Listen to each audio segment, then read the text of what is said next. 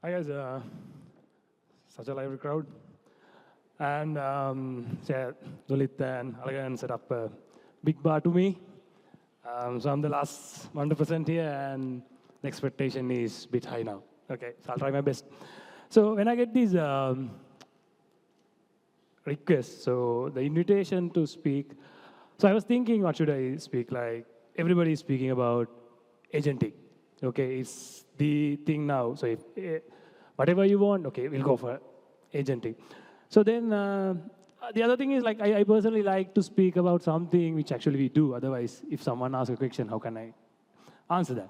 So then I was thinking we deployed a couple of fascinating systems. So thought of discussing a couple of those. Have you ever encountered a situation where the took guy asks you to cancel and go at PickMe? So I work for PickMe. Anyone? Oh, quite low. So usually I get more than this. So okay, that means our model works really fine now. So I saw a couple of very small numbers. Okay, because we have set up a model where they get penalized. Okay, so they do it, then they get penalized, etc., etc. That means the model works. So the count was pretty low. And then, have you ever encountered where you don't have much vehicles? So you put it, okay, it's buffering, and you don't get vehicles. Anyone? Not that much. Okay, that means again the model works. So we have developed something called demand and supply imbalance model. That's the model we are going to discuss here. So the topic I have came up is basically context-aware models. That means it's more or less same as the agentic thing, but it's different. So I'm usually prefer to stick with more principal models than going it with all these agentic AI, etc., etc. So what do you mean by context-aware model is, in simple terms, we try to build models which adapt and behave based on the context. So it may be the location, it may be the time, and most importantly for us, it's the behavior. Okay. Now, for an example, a couple of days back, we had an event in Port City. So I think Iraj's event. Okay.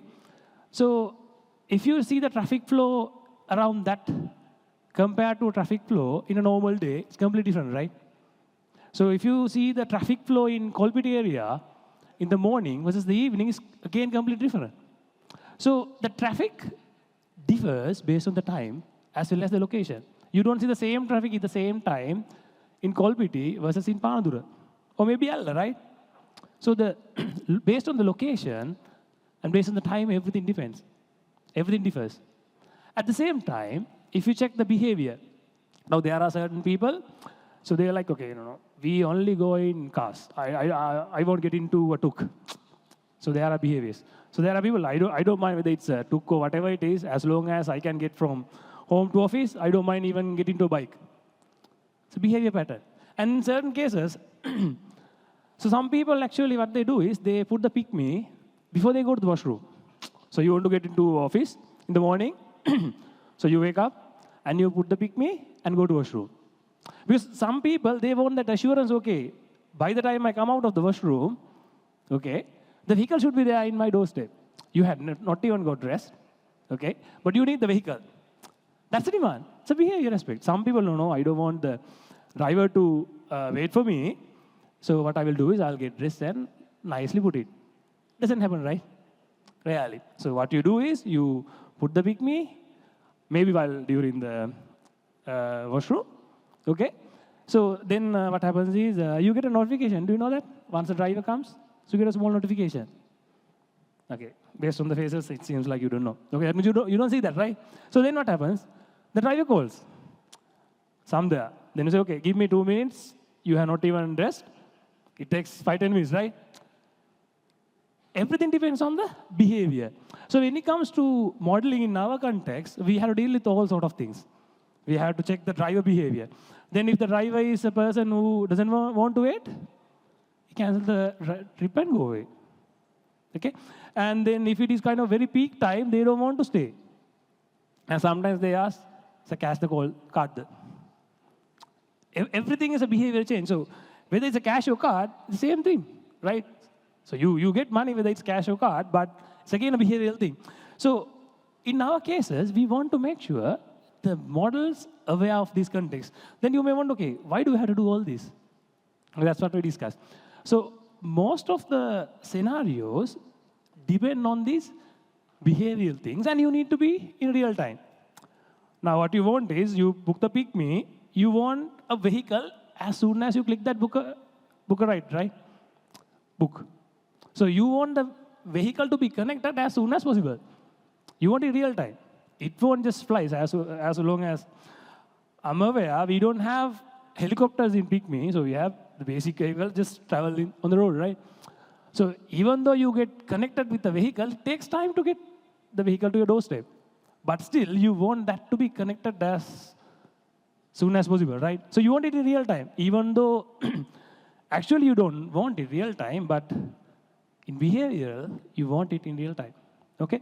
And at the same time, now we have so many models which are really good at modeling now. And then we have all sort of data. You get into a PickMe, that's a data point. Now, is there anyone who doesn't have a mobile phone at the moment? Everyone has a mobile phone, right? That means the telco company knows where you are. Everything is a data point. So we have the data. Now we have all sort of good models. So why not we make use of that? Okay? So that's why we try to build these models in terms of context aware so that they will adapt based on the situation. It's not only about the time. It's not only about the day. It's not only about the behavior. How about these environmental scenarios? Now, usually when it comes to Friday evening, that's a peak demand for our platform. If you see a gray cloud, because in Friday evening happening, everybody wants to go out and enjoy. Some people, if you are outside, live outside Colombo, so you want to go home, maybe hometown, etc. Or maybe now imagine a situation, we have some gray clouds, it's going to rain. So then our system is like, oh, my time has come, because it's a peak. Everybody wants to get into a vehicle. Nobody wants to get wet, right? So the system runs at peak. So the weather effects, it's not the behavior, it's a social, basically, an environmental signal. At the same time, now imagine we have a protest. So suddenly one of the unions, they decide, okay, we are going to do a protest. We'll close this road. Okay? Nobody knows. They jump to the road, and it's closed. A different traffic pattern. Then, okay, due to that, we have a huge demand in our platform. It's another signal, right? So imagine another scenario. Okay, we have a political meeting. Okay? So compared to a political meeting of, say, now the president is coming. Okay? Then the crowd will be a bit high, right? Now imagine another small meeting where you have only maybe, say, opposition party, maybe a small crowd. So the pretty much more or less same events, but the impact is a bit different. So we have to be aware of all of these because we will be catering basic, client needs. Okay, so you want a vehicle to go from A to B. So whatever happens, we have to be aware of that and then give the supply, right? Okay, moving on.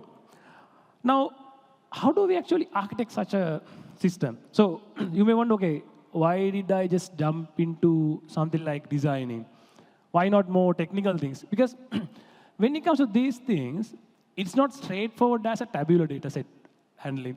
Now, if you see all the data I was talking about, how many trips a driver went, how many trips the driver did, how many trips you completed, okay? How many orders you did from merchant, one shop, okay? Now, imagine if you just took a PickMe today, okay, come to this event, and there may be a scenario that the same driver might have drawn for me for somewhere else, okay? And then I might have ordered some food from, say, shop A. Then indirectly, you get connected to that shop A. How? You are connected to the driver is connected to me, and I'm connected to that shop. So whether you like it or not, once you get into these platforms, you become a data point, and you become a data point in a network. So at the same time, analyzing these behaviors is not that straightforward as those tabular data sets. Now, how can we model, okay, so there are certain drivers. On peak times, they don't want to go into traffic areas. Sometimes you book a ride, so they imagine, so you want to go to Kolpiti around 5 on a weekday. So they simply cancel it because they don't want to go into, some drivers, they don't want to go into traffic places. And there are certain people, they just take only short distance hires. Now, how do we model these? Now, those are simply behavior patterns, right? Now, certain scenarios, so if you take, say, things like nanocabs, okay? Sometimes they simply cancel because if you have plenty of luggages, they don't want to take the hire, okay? Some people, somehow, they put everything together, put into the vehicle, they just drive. So those are behavioral things, no? So how do we model these things compared to a tabular data set? That's the difference here. So when you try to develop this kind of a system, first what you need to do is you need to find, okay, do we have the data? Okay. Now, if it is a real-time requirement, you need to have real-time data. So you can't build anything in real time if you don't have real-time data. So you need to have real-time feed. First of all, you need to check whether you have a real-time data set. And then you need to find how do we model this. Right? You need to find the best set of techniques to model this. How can I model the interactions? How can I model the external signals, maybe weather? Okay, all these things you have to first decide. Okay, then only actually you can go to the modeling side. Creating a model is a bit simple, pretty simple now. Okay, coding is pretty simple nowadays, but designing this system is the hard part now. Because you have to decide all these things. What are the data? How can I normalize this? Now, okay, you guys are pretty familiar with missing handling, right? Missing value handling. So imagine if there is a column for age, if the value is missing, it's pretty simple to replace it, right? But what if there is a connection missing with maybe a driver versus a passenger? So that has to be there in the data set. Due to something, okay, due to some reason, the value is not there. How can you fill that connection? It's not a numeric value, it's an interaction. How do you fill that? That's not straightforward, right? So we have to decide how do we model each of these interactions in terms of this context, okay? And then you can simply go for inferencing, that is pretty straightforward. The most important thing is the feedback loop. You may build a model today, but that model might not be the same, it might not be the optimum model maybe day after tomorrow. Data might change, behaviors might change, patterns might change. So you have to keep on learning. You may actually predict, you may actually use these signals, external signals, but if you don't adapt and learn from the data, and if you don't change your predictions based on the context, your model will fail. You might not know until the entire thing fails. Okay? So the feedback loop matters. So you have to design the entire context. Okay? And then, okay, let me go to the more detailed stuff. So when it comes to the technical details, now you may think, how do we model time series? Pretty simple, right? Everybody loves LSTM. Okay? Or else some people might say, no, I don't like LSTM, I like my preferred model. Or maybe if you are more into stat, no, I don't like any of this, I like my ARIMA and SARIMA basic. I'll stick to basic statistics. So you have the go-to models, right? When it comes to time series, you know. But for interactions, how do you have go-to models? I have a very interesting model, go-to model. I have this, I really love the graph neural networks. Have you worked with graph neural networks? GNNs? Forget about the neural network. Have you worked with graphs? Okay, one or two.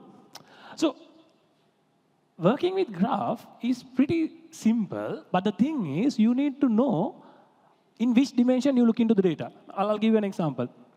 So we actually, I worked for a telco company a couple of years back. We developed a churn model. So we developed, so the model predicts whether a person will throw the SIM. So imagine, say, dialogue.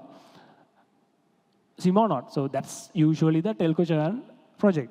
But the project we did was we predicted whether a person will throw maybe a dialogue SIM or maybe a Mobitel SIM. It's basically irrespective of the career, we predict how probable this person will leave this career. Okay? So what we use was, do you guys use free apps? Free mobile apps? Do you guys get advertisements? Okay. So there's a whole advertising process going in the back end. Every single ad you get is a data point. There's something called ad exchanges. We got the ad exchange data earlier. Okay, it's a huge data set. Based on the ad exchange data, we predicted whether you will throw the SIM or not. Okay, we got the advertisements you got. From that, we predicted whether you will throw the SIM or not. Okay, totally two different contexts. So what we did was we modeled that advertisement data in a time series manner. Okay, have you heard something called Fourier transformation? Okay, it's more of maths, just forget about that. So we modeled the advertisement data in terms of time series. We calculated all the signal to noise ratio, just advertisements, okay? How we model the data set first in terms of time series. Just set of advertisement data, you model it in terms of a time series. So you look into the data set in a different perspective now. That's the whole idea of all this graph. So your data may be tabular. You may have a tabular data set, but you can change the way of looking into the data in a totally different way, and you can get a totally different output. Okay? And then, now, you have to incorporate behavior. You have to incorporate all the time to et cetera, et cetera. Then you have to decide, how do I combine these? Am I going to go for a model stacking? Am I going to go for an ensemble, et cetera? So that's where the design pattern comes into picture. You have to design the system in such a way you can handle all this. Developing is straightforward nowadays, but the designing matters. Okay? Cool. Now I had to walk the talk now. So I was telling, okay, we have this to that. Okay, so anyone can tell this, right? So I have to show some evidence, okay, some real world stuff.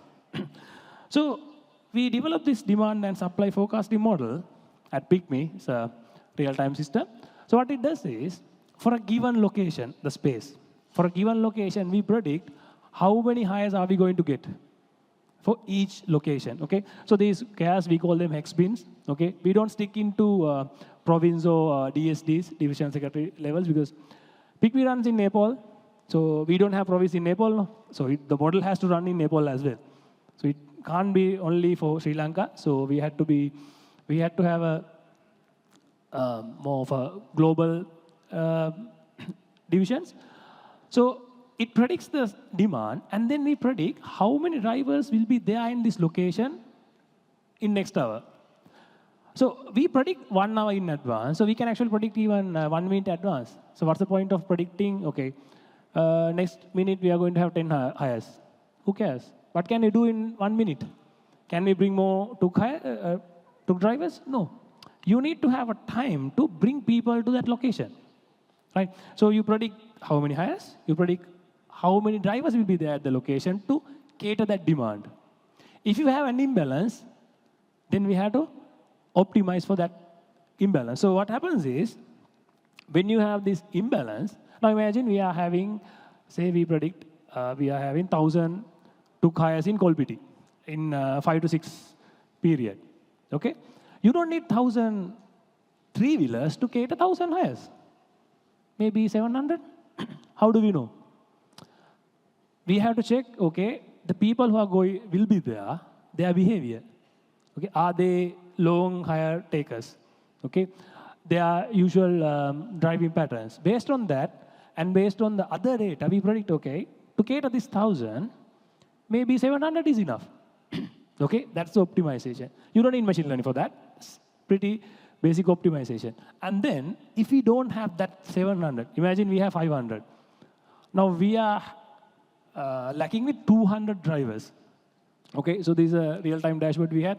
So ideally, okay, yeah, color changes. Okay, so these are this is a sample of real-time dashboard we had.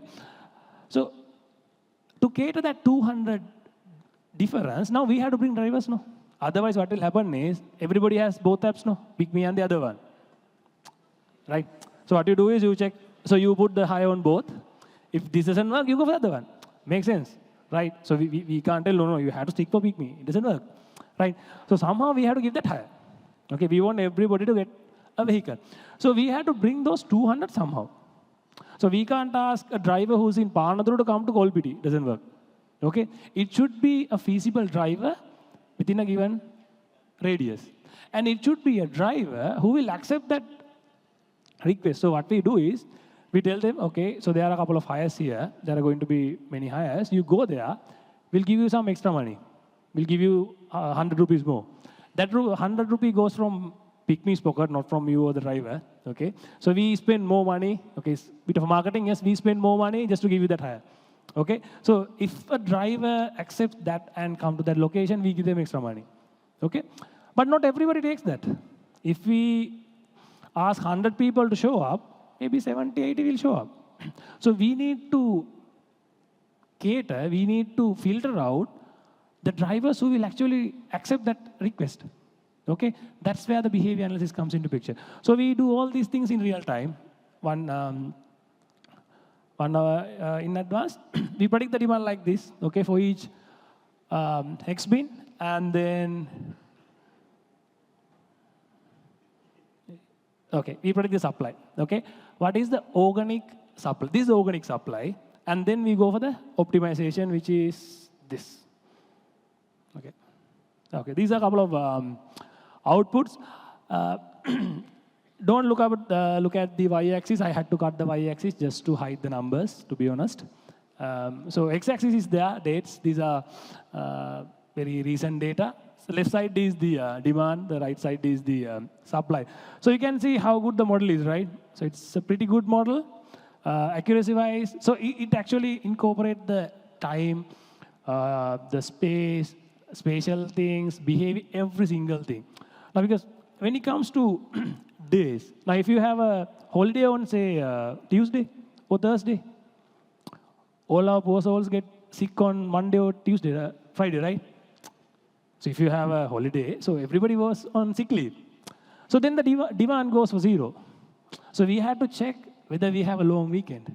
Do we have a holiday in between the week? So everything we cater, and this is how we actually predict in real time. Real time in the sense, to be honest, it's 1 hour ahead. And then I should have my, yeah. So this is the dashboard we have for our business. So it shows the imbalance for each hex bin.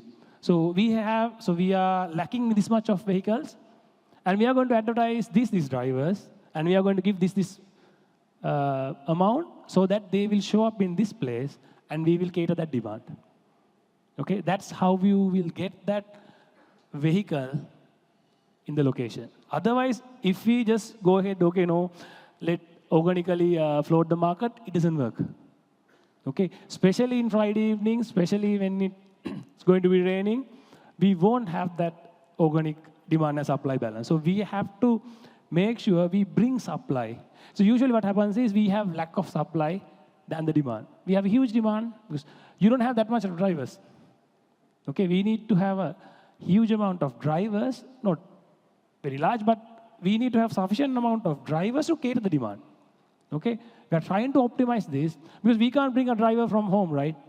At 5 p.m. in the day, we can't call and just, okay, we have some hires, can you come? It doesn't work. It should be people who are on the road. We are optimizing the fleet we are having on the road. Okay, so there are so many dynamics. So we have built this model which incorporate all these dynamics and predict 1 hour in advance. We are advertising 1 hour in advance so that all these drivers will be present in the location where we want it to be. Okay? So my final thought is, okay, I'll try my best to finish in 5 minutes so that I can get some questions.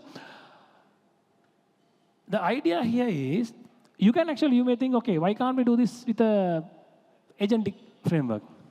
Okay? So I personally don't like that much to be stick with AI. Not the AI, sorry, my bad. Agentic stuff.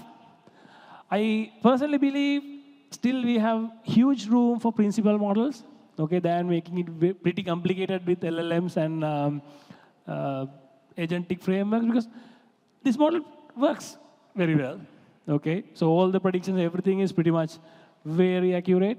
So we have built this system without any agentic framework, but yes, we have applied almost all the transformer techniques, multi-head detonation, you name, everything is there. There are set of models within a single system. Bit complicated, I agree. But rather than going for LLM calls every hour or just going for all these agentic frameworks, we stick to principal models. We stick to principles, and we have built a real-time predictive model, an optimization system, which handles the demand and supply. Okay, so the model is aware of the context, so it adapts. So we have the feedback loops, the model trains, we have the MLOps pipelines, the model keep on learning, keep on training. It adapts to all these events so that we have the supply to cater whatever the demand we have. Okay, so that's all I have, and let me check. Are there side effects? Okay, I'll check a couple of questions since I have 4 minutes. Are there any side effects when you use context-aware AI? Okay, so when it comes to location details, it's not only the location. Location is, actually speaking, only one part of this equation. So it's location, it's about the time, it's about the behavior.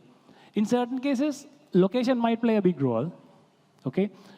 In certain cases, location might not play a role at all, okay? So there are room for misuse, but what happens is, so we have the guardrails, we have the filtration, everything, because when it comes to the data lake, so we are working in the data side, so every data point comes from the app side, so what you have is the app, okay? So the data comes from the app to the data side, to our data lakes. That's where we fetch the data to all our models. So we pass couple of data layers before the model, before we feed it to the model. So it's not that easy to get a spoof location data. Anyway, spoof data, anyway, it's discarded from the app side itself. So it's not that, these models are not that, I would say, sensitive to spoof data. So they mostly, what happens is they discard these data, the spoof ones. Okay. How was the bidding features? Okay, so I told about the bidding feature earlier. Have you seen this bidding feature, Daniel? Do you know what bidding is? If you, not tooks, mostly for other vehicles, cabs, okay?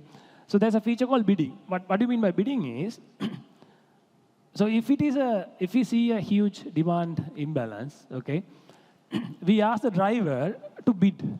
Okay, for example, imagine the normal high is $100. So driver might think, no, it's not that worth to go in this trip. Okay, nobody shows up. Drivers are there. You see the vehicles on the app, but nobody accepts your trip.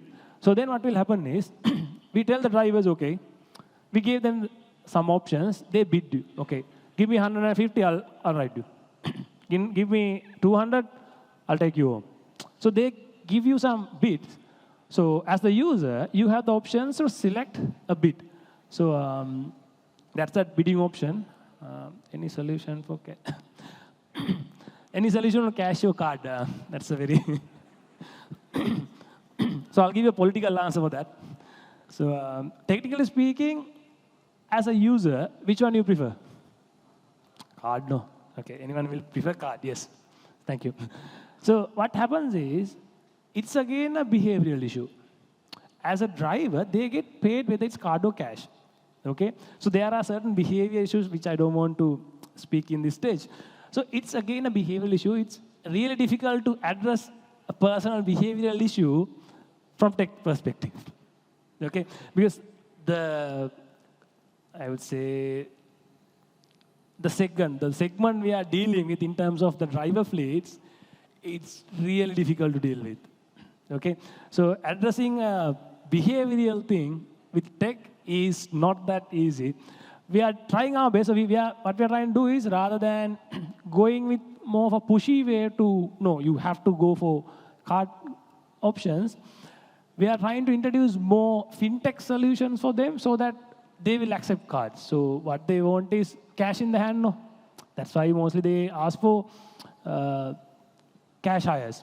So what we're trying to do is, rather than being more pushy, okay, be more arrogant in terms of the issue, we are trying to go ahead with more fintech ways and get them accept only more of card hires. So because anyway you prefer card, right? So rather than cash, and you don't get the change, right? So even if it is 20, so you won't get the change. So rather than asking the change, you will just, okay, let's leave it. That will be the tip. So yeah, anyone prefers cash. So things are changing, but it's in a very different manner because we have to deal with a different market segment, to be honest, in terms of drivers. Okay, yeah, my time is up. Thank you very much. I hope I have cleared I have pitched the point where context-aware models still has a place, and sticking with basic principle models can still, make a big change. I have the proof. I had the proof on the screen. If you have anything, I'll be here around. Just more than happy to just share more details with you guys. Thank you very much.